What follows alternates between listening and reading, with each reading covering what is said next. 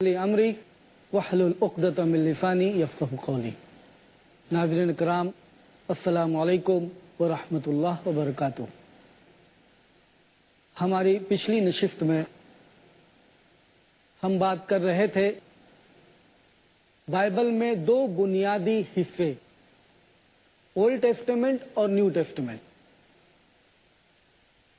اور میں نے بتایا تھا کہ پروٹسٹنٹس بائبل میں ملاچی ان کی اولڈ ٹیسٹمنٹ کی آخری کتاب ہے، اور اولڈ ٹیسٹمنٹ وہ حصہ ہے جو عیسیٰ علیہ السلام سے پہلے اور موسیٰ علیہ السلام کے بعد کے زمانے میں لکھی گئی ہے، اور نیو ٹیسٹمنٹ وہ کتابیں ہیں جو عیسیٰ علیہ السلام کے بعد اس زمانے میں لکھی گئی ہیں۔ دونوں کو اولڈ اور نیو ٹیسٹمنٹ کو ملا کر کے عیسائیوں کی بائبل بنتی ہے۔ اولڈ ٹیسٹمنٹ کی کتابیں، جیسے میں نے بتایا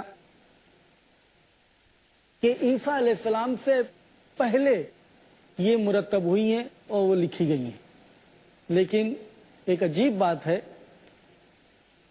کہ ہم بولنے کے لیے تو یوں بولتے ہیں کہ اولڈ ٹیسٹمنٹ وہ عیسیٰ علیہ السلام سے پہلے کے زمانے میں موسیٰ علیہ السلام کے بعد سے لکھی گئی ہیں، لیکن یہ نسخہ اولڈ ٹیسٹمنٹ کا آپ کو کب کا ملتا ہے؟ ہیبرو نسخہ اولڈ ٹیسٹمنٹ کا آپ کو کون سے زمانے کا ملتا ہے؟ کیا موسیٰ علیہ السلام کے زمانے کا ملتا ہے؟ کیا ان کے بعد کے نبی جشوا ان کے زمانے کا ملتا ہے؟ کیا ان کے بعد کے نبی عزائیہ ان کے زمانے کا ملتا ہے؟ کیا ان کے بعد کا نبی ازکیل ان کے زمانے کا ملتا ہے؟ نہیں۔ عیسیٰ علیہ السلام سے پہلے اور موسیٰ علیہ السلام کے بعد کے درمیان میں جو بھی زمانہ گزرا، جس زمانے میں یہ کتابیں سب لکھی گئیں، اس زمانے کا کوئی بھی نسخہ نہیں ملتا ہے اولڈ ٹیسٹمنٹ کا۔ تعجب ہوگا آپ کو کہ اولڈ ٹیسٹمنٹ کا سب سے پرانا نسخہ جو یہودیوں کے پاس یا عیسائیوں کے پاس میں ہے، وہ ہے 9ویں صدی عیسوی کا، 9th century عیسوی یا 10th century عیسوی۔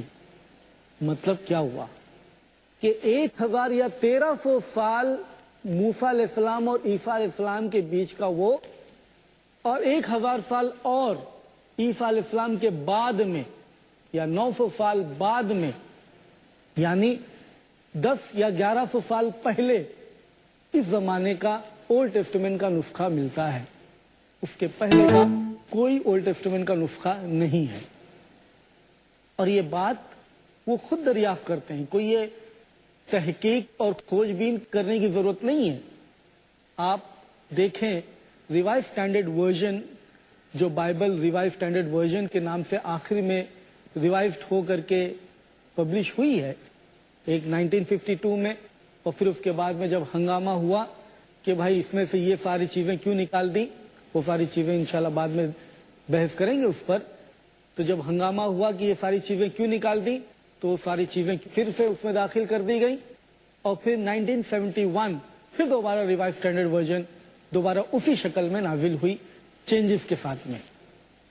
اس کے پریفیس میں، اس کے فورورڈ میں، جو بائبل شروع ہونے سے پہلے کچھ پڑھنے پبلشرز لکھتے ہیں، اس کو پڑھنا بہت ضروری ہوتا ہے، بہت قیمتی چیزیں اس میں مل جاتی ہیں، اور یہ چیزیں آپ کوشش کرا کریں پڑھنے کی، تو اس میں بہت ہی پتے کی باتیں ملتی ہیں۔ ریوائز اسٹینڈرڈ ورژن کے اس پریفیس کے اندر ایک پیراگراف یوں ملتا ہے آپ کو کہ جب ہم بائبل کو ٹرانسلیٹ کرتے ہیں مینuscript سے، تو ہم کو اتنی تکلیف نہیں ہوتی ہے اولڈ ٹیسٹمنٹ کے مینuscript سے ٹرانسلیشن کرنے کی، جتنی ہم کو نیو ٹیسٹمنٹ کے مینuscript سے ٹرانسلیشن کرنے میں تکلیف ہوتی ہے۔ یعنی نیو ٹیسٹمنٹ کے ٹرانسلیشن کرنے کے مقابلے اولڈ ٹیسٹمنٹ کا ٹرانسلیشن کرنے میں ان کو تکلیف دہ ہے۔ کیوں؟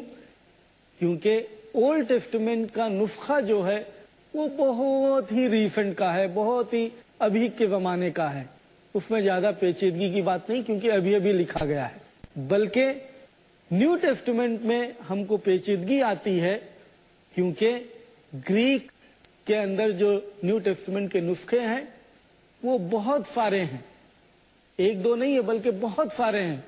कितने सारे हैं इंशाल्लाह वो भी बात आगे करेंगे दूसरे मौजू में। इसलिए इतने सारे नुस्खे होने की वजह से सारे नुस्खों को मिला करके उसके अंदर वेरिएशंस, हेर फेर, कहीं यहां पर कुछ है तो उस मैन्युस्क्रिप्ट में कुछ है, इस तरह होने की वजह से न्यू टेस्टामेंट का तर्जुमा करने में बहुत तकलीफ है।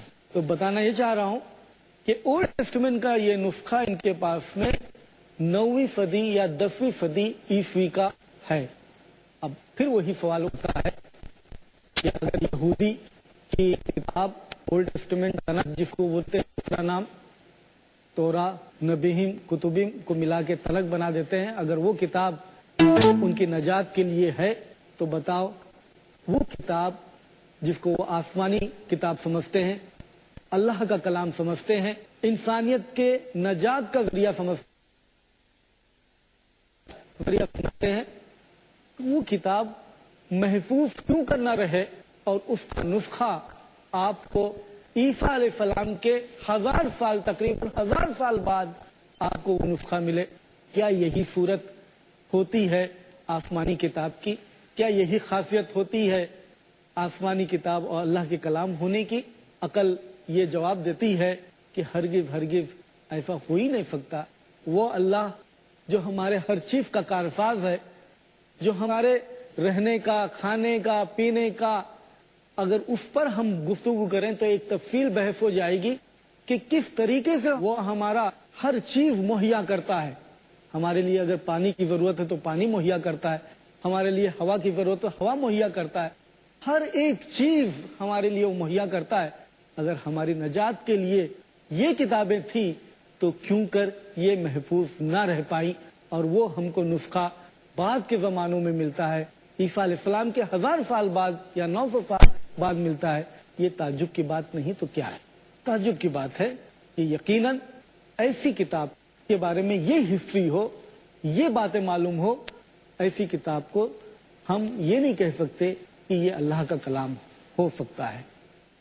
अगर ये यहूदियों के लिए ये बात सादिर होती है तो ये किताब ओल्ड टेस्टामेंट बाइबल का एक हिस्सा है, ईसाइयों की किताब का हिस्सा है। अगर ये बात यहूदियों के लिए सादिर होती है, वो ईसाइयों के लिए भी वैसे ही सादिर होती है। जिस तरीके से न्यू टेस्टामेंट 325 साल बाद का नुस्खा उनके पास में है, तो उसी तरीके से कुल मिलाकर के ओल्ड और न्यू टेस्टामेंट के लिए वही बात होती है कि ऐसी बात आसमानी किताब के लिए कैसे मुमकिन हो सकता है जो सारी इंसानियत के लिए नजात का जरिया हो? ये मुमकिन नहीं है ऐसा।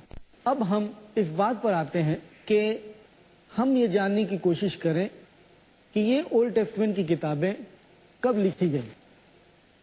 हमने बुनियादी तौर पर तो ये बता दिया कि ये जमाना है मूसा अलैहिस्सलाम और ईसा अलैहिस्सलाम के बीच का, लेकिन सारी की सारी किताबें एक ही जमाने में नहीं लिखी गई, बल्कि पहली 5 किताबें जिसका हमने जिक्र किया था पिछली मर्तबा, पहली 5 किताबें ओल्ड टेस्टामेंट की Genesis, Exodus, Leviticus, Numbers, Deuteronomy, Urdu में तर्जुमा करें तो जेनेसिस को पैदाइश बोलते हैं, एक्सोडस को खुरूज बोलते हैं, ड्यूटरॉनमी को इस्तिस्ना बोलते हैं।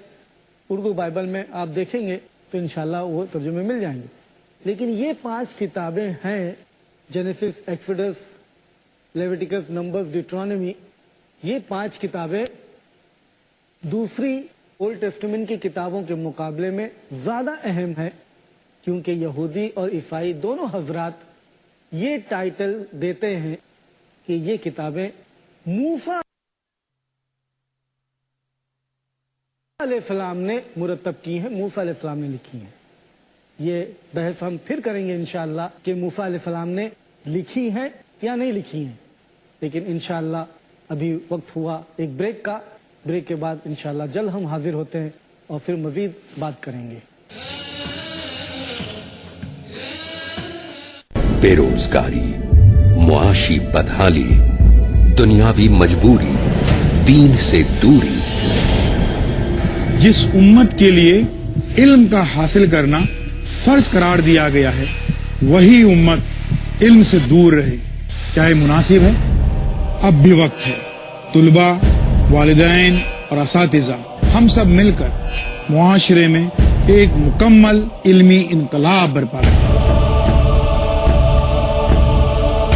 آئیے دنیا اور آخرت میں کامیابی کے لیے روشن کرتے ہیں شمع علم.